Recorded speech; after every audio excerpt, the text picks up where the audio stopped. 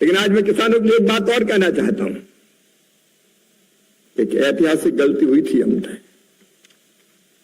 और वो गलती हुई थी सिंधु जल संधि,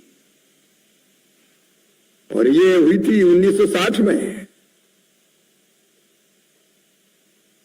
और ये दुर्भाग्य था हमारे देश का, किसानों का, कि हमारे देश से बहने वाली नदियों का 80% पानी पाकिस्तान को दे दिया गया था। अब इस आतंकी हमले के बाद सिंधु जल समझौता रद्द कर दिया गया है, और हम शॉर्ट टर्म, मिड टर्म और लॉन्ग टर्म भारत सरकार ऐसी प्लानिंग करेगी कि हम एक एक बूंद पानी का सिंधु के अपने किसानों के लिए बेहतर उपयोग कर सकें। और इसलिए यह फैसला भी किसानों के हित में है।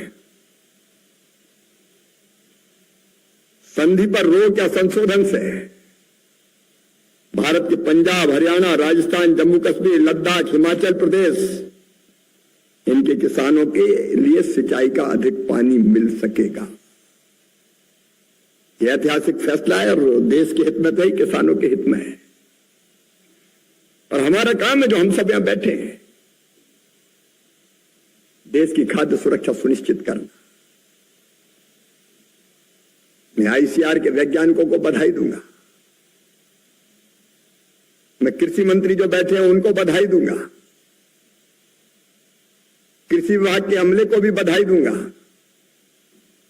और अलग अलग राज्य सरकारें जो प्रयत्न कर रही है उनको भी बधाई दूंगा।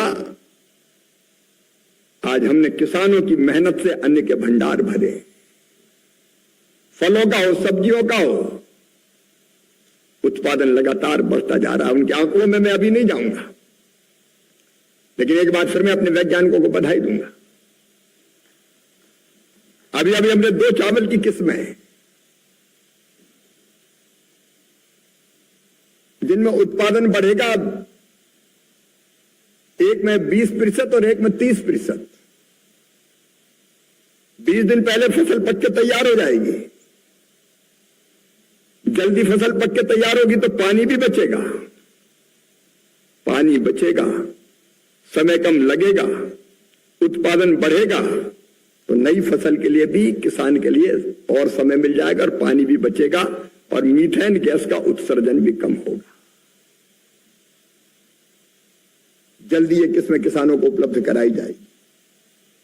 ऐसे एक नहीं, अनेकों फसलों पर पिछले साल ही, बल्कि 2014 के बाद 2900 नई किस्मों का विकास हमारे वैज्ञानिकों ने किया है।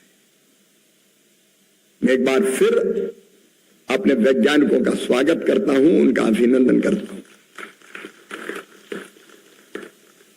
मित्रों, हम सबका काम है। देखिए, ये खरीफ कॉन्फ्रेंस कोई कर्मकांड नहीं है। अभी तक मुझे लगता था कि पूरी गंभीरता से जैसी होनी चाहिए वैसी नहीं होती। इस बार हमने प्रयास किया, लेकिन अब रबी की कॉन्फ्रेंस अगली बार 2 दिन होगी। 2 दिन, एक दिन पहले अधिकारी बैठेंगे, हर एक राज्य के बारे में वर्कआउट करेंगे, और वर्कआउट करके वो प्लान तैयार करेंगे। दूसरे दिन सभी राज्यों के कृषि मंत्री आएंगे, और हर राज्य के कृषि मंत्री अपने राज्य की रबी की फसल की रूपरेखा प्रस्तुत करेंगे। आज खरीफ के बारे में हम बात कर रहे हैं। सर का पसीना जब माथे को आता है, वो किसान है जो अपने दम पर फसल को उगाता है। आन है, बान है, शान है, किसान है। किसान इंडिया, चलेगा हल, बढ़ेगा बल।